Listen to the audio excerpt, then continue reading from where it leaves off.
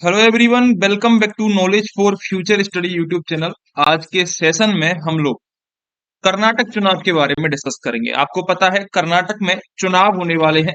कर्नाटक के जो चुनाव हैं वो 8 मई को होने वाले हैं। कर्नाटक में 10 मई को एक ही चरण में विधानसभा चुनाव संपन्न होंगे, जबकि 13 मई को मतगणना होगी।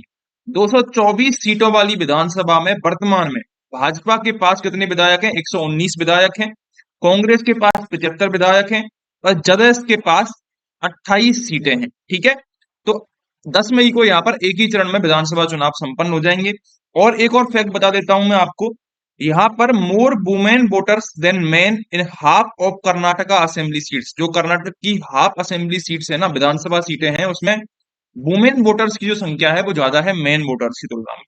The number of assembly constituencies in Karnataka where women voters outnumber men है जंप टू 112 और 50% of the total 224 seats from 67-30% in 2018 according to the latest electoral rolls data. जो ओवरऑल जेंडर रेशियो है इलेक्टर्स का, number of women voters पर 1000 men voters to has improved from 973 to 989 over the past 5 years. यानी कि जो women voters का जो लिंगानुपात है वो बढ़ गया है। पर थाउजेंड वुमेन, जो पर थाउजेंड मेन वोटर्स जो हैं उन पर संख्या कितनी हो गई है वुमेन वोटर्स की? 989 हो गई है। ये तो हमारा क्या रहा, विधानसभा के जो असेंबलीज है उनके बारे में थोड़ा सा फैक्ट रहा। अब न्यूज क्या है एक्चुअल में?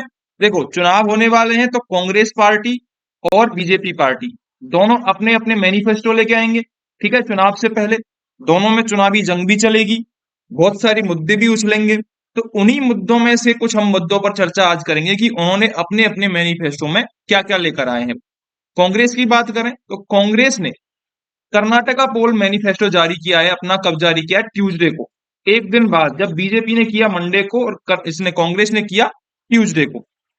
कांग्रेस ने क्या बोला है? कांग्रेस ने बोला है कि बजरंग दल की तुलना करी है पीएफआई से। जो पॉपुलर फ्रंट ऑफ इंडिया है, जो न्यूज में रहता रहता है देश विरोधी कानून, उसके खिलाफ पीएफआई को बाहर के देशों से क्या होती है? फंडिंग होती है। ठीक है, आपको पता होगा दिल्ली में जो राइट्स हुए थे, दिल्ली में एनसीआर के टाइम पर जो राइट्स हुए थे, ठीक है, जो यूनिफॉर्म सिविल कोड और उसके टाइम पर जो राइट्स हुए थे, वहां पर दंगे भड़के थे, उनमें पीएफआई का हाथ माना जाता है। और भी बहुत सारी जगह पर पीएफआई का नाम सामने आ चुका है। केरल में बहुत ज्यादा ये एग्रेसिव रूप में काम कर रही है पीएफआई। तो पीएफआई पे हाल ही के टाइम में बैन भी लगा दिया था। तो इन्होंने क्या कहा है कांग्रेस वालों ने कि यदि ये सरकार में आते हैं तो बजरंग दल, जो कि पीएफआई की तुलना कर दी है बजरंग दल से, उसको भी बैन कर देंगे, ऐसा इन्होंने बोला है। ठीक है, क्या है इनकी? For the upcoming Karnataka assembly elections making big promises, proposing a ban to organization that promote enmity or hatred such as the Islamic Outfit, Popular Front of India and Bajrang Dal. Bajrang Dal को भी इसके साथ शामिल किया है इन्होंने। ठीक, देखो, और बीजेपी वालों ने, साथ में हम बीजेपी वालों का भी देख लेते हैं, उन्होंने क्या कहा है। उन्होंने कहा है यूनिफॉर्म सिविल कोड लागू करेंगे, फ्री कुकिंग गैस देंगे। ये बीजेपी वालों के मैनिफेस्टो में शामिल है। ठीक है, तो बीजेपी वालों ने फोकस किया है मेनली हिंदुत्व के मुद्दे पर, और इन्होंने फोकस किया है जो वेलफेयर स्कीम्स हैं उनके मुद्दे पर। ठीक है, और जो कांग्रेस है उसने फोकस किया है कि वो रिजर्वेशन बढ़ा देंगे 50% से 75% तक, और जो माइनॉरिटी कम्युनिटी कम्युनिटी है उसको भी रिजर्वेशन देंगे। 4% जो रिजर्वेशन का कोटा है उसको बहाल कर देंगे, ऐसा उन्होंने बोला है। ठीक है, कांग्रेस वालों ने। तो साफ साफ दिख रहा है कि दोनों जो विचार हैं वो अलग अलग हैं। कांग्रेस पार्टी के अलग विचार हैं, अलग विचारधारा है, बीजेपी की अलग विचारधारा है, और दोनों का कोलेप्स भी यहाँ पर देखने को मिल रहा है। वाद विवाद और जो कमेंट है वो भी देखने को मिल रहे हैं। According to the party, Congress party, law and constitution is sacrosanct and can not be violated by individuals or organizations like Bajrang Dal, PFI or other promoting enmity or hatred whether among majority और minority communities. यानी कि कोई सी भी community से हो, ऐसी जो organisation है जो हेटर फैलाती हैं उनको क्या किया जाएगा? बैन किया जाएगा, ऐसा कांग्रेस पार्टी ने बोला है। ये आप देख सकते हो, ट्वीट भी है। पांच मैं आपको बता देता हूं टॉप 5 प्रोमिसेज क्या है कांग्रेस की कर्नाटक मैनिफेस्टो में। पहली है गृह ज्योति योजना। Under Gruha Jyothi the Congress will provide free electricity up to 200 units.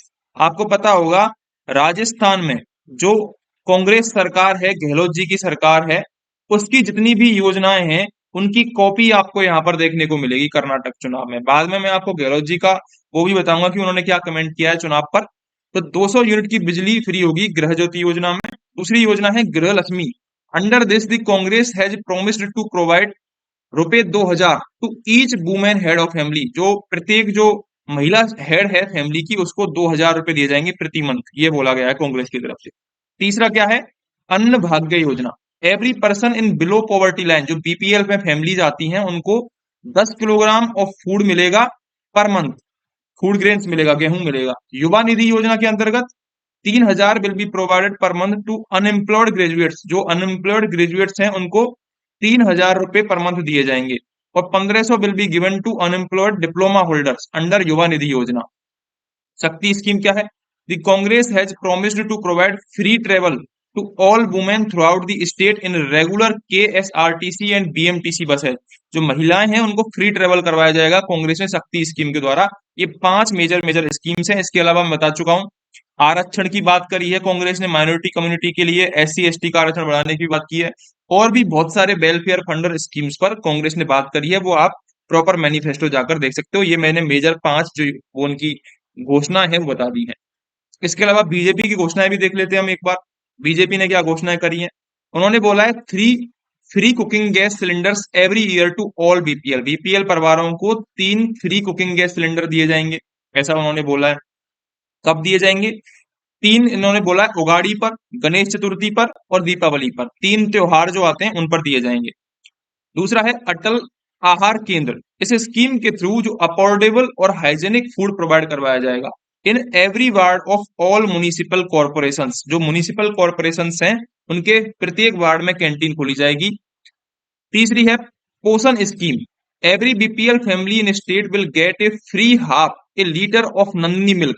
देखो बीजेपी वालों पर है ना आरोप लग रहा था इस नन्नी मिल्क जो प्रोजेक्ट है इसको बंद करने का, इसको सपोर्ट नहीं करने का। तो बीजेपी वालों ने क्या बोला कि हम, चलो आप आरोप लगा रहे हो तो हम नन्नी मिल्क को खरीद कर ही नन्नी मिल्क को ही बांटेंगे लोगों में। तो आधा लीटर जो नन्नी मिल्क है वो बांटा जाएगा प्रत्येक दिन इसके थ्रू, ठीक है, इस स्कीम के थ्रू। और also provide 5 kilogram of free rice, 5 kilogram चावल और 5 kilogram of free millets provide करवाए जाएंगे बीपीएल फैमिलीज के लिए। The BJP also promised that it will implement the uniform civil code. इसने बीजेपी ने क्या बोला है कि जो यूनिफॉर्म सिविल कोड है उसको भी बीजेपी क्या करेगी? इम्पोज करेगी, इंप्लीमेंट करेगी। अगली योजना है सर्वेरिगु शुरू योजना। The party promised that it will distribute 10 lakh housing sites across the state. 10 lakh housing sites provide करवाएगी होमलेस लोगों के लिए।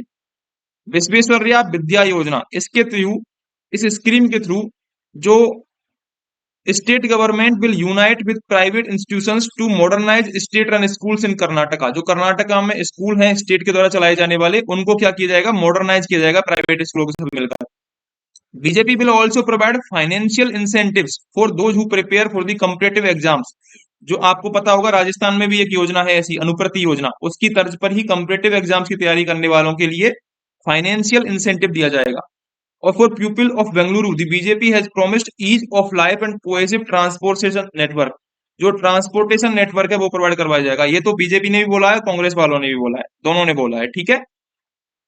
इसके बाद गहलोत साहब का भी कमेंट आया कि बीजेपी के जुमलों से परेशान हो चुकी है कर्नाटक की जनता। अब बीजेपी ने भी पलटवार किया होगा इस पर, जाहिर सी बात है, क्योंकि आपको पता होगा हाल ही के टाइम में अशोक गहलोत जी और गजेंद्र सिंह शेखावत, जो कि राजस्थान में सक्रिय हैं, केंद्रीय मंत्री हैं, उनके बीच में वाद विवाद का दौर चल रहा है, ठीक है, क्रिया प्रतिक्रिया का चल रहा है। एक तरफ से कमेंट आता है, दूसरी तरफ से जरूर पलटवार होता है। तो गजेंद्र सिंह शेखावत ने पलटवार किया है इस पर कि जनता में जिस तरह से उत्साह है उसे देखकर मुझे पूरा विश्वास है कि एक बार फिर से बहुमत प्रचंड के साथ भाजपा की सरकार कर्नाटक में बनने वाली है, ऐसा गजेंद्र सिंह शेखावत ने बोला है। आपको पता होगा गजेंद्र सिंह शेखावत जो है संजीवनी क्रेडिट सोसाइटी घोटाला जो है राजस्थान में, इस पर घिरे हुए हैं। गहलोत जो है रोजाना हर 4-5 दिन में कमेंट देखने को मिलता है इस पर। इसके अलावा कर्नाटक इलेक्शन में 50% से 75% तक जो रिजर्वेशन कोटा है बढ़ाने की बात हो रही है। एससी का कोटा है 15 से 17% किए जाने की बात हो रही है। एसटी का कोटा है वो 3 से 7% बढ़ाने की बात हो रही है। माइनॉरिटी रिजर्वेशन को 4% बढ़ाने की बात हो रही है, ठीक है। और भी reservation Lingayat, Vokkaligas and other communities को भी रिजर्वेशन देने की बात हो रही है। इसके अलावा एक मेन जो है ओल्ड पेंशन स्कीम, आपको पता होगा राजस्थान में गहलोत सरकार ने ओल्ड पेंशन स्कीम लागू कर दी है, इसी की तर्ज पर कर्नाटक में भी ओल्ड पेंशन स्कीम की बात होने लग गई है। ठीक है, तो ये कुछ मेजर मेजर मैनिफेस्टो के पॉइंट्स थे जो हमने डिस्कस किए थे कर्नाटक चुनाव, विधानसभा चुनाव जो होने वाले हैं उसके पहले बीजेपी और कांग्रेस की तरफ से। होप आपको सेशन अच्छा लगा होगा, चैनल को सब्सक्राइब जरूर कर दे। धन्यवाद।